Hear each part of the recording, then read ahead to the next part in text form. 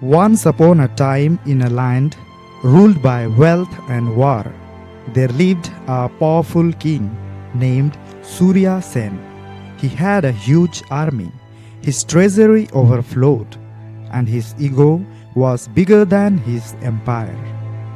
Every day, the king demanded praise from his ministers. Statues were built in his honor, and poems were written about his greatness.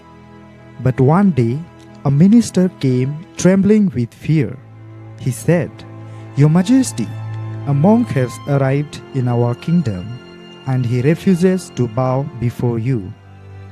Hearing this, king was so angry and told, "Bring him to me.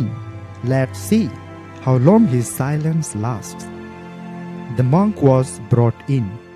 He was old, dressed in rags, eyes calm like a still lake. Everyone expected him to tremble, but he stood silent, eyes closed and hands folded. Seeing this, the king said, "Bow to me, monk. You stand before the ruler of this land." The monk gently opened his eyes and said, "Your land? You mean the ground beneath your feet? The ground that was here before you and will be there after you." The hall fell silent. The king growled, "Do you not fear death?" The monk smiled and said, "Only those who think they own life, they fear to lose it." The king humiliated the monk in front of his court, ordered the monk to be thrown in prison.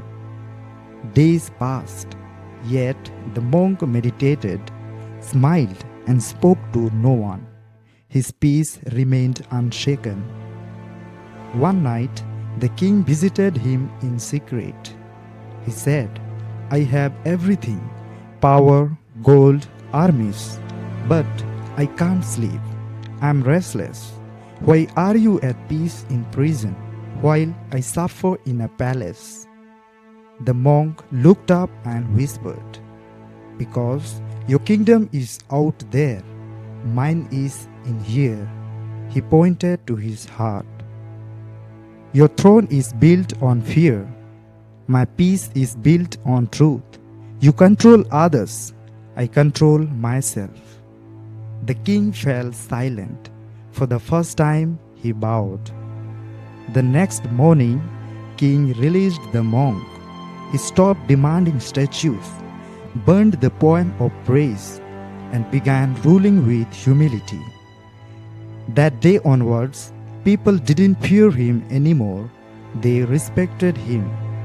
And King Surya Sen became remembered forever, not for his power, but for the day he learned to bow.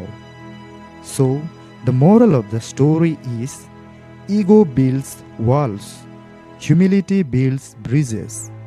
True strength is not in ruling others, but mastering yourself.